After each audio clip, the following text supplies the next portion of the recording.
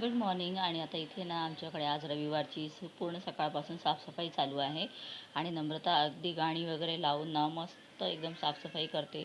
तर तिचं बघून आता मी सुद्धा सुरुवात केलेली आहे. तर आता हे जे क्लीनर मी मागवलेलं आहे ना, ह्याचा खूप छान उपयोग होतो आहे. म्हणजे जे वरचे वगैरे जाळ्या असतात ना झालेल्या, त्या सगळ्या काढायला खूप सोपं पडते. आणि विंडो पण आहे ना माझा, बाहेरच्या साईडने मला साफ करायला कधीच मिळायचा नाही, तो सुद्धा मी बाहेर जाऊन पूर्ण साफ करून घेतला. मस्त एकदम चकाचक सगळं झालेलं आहे.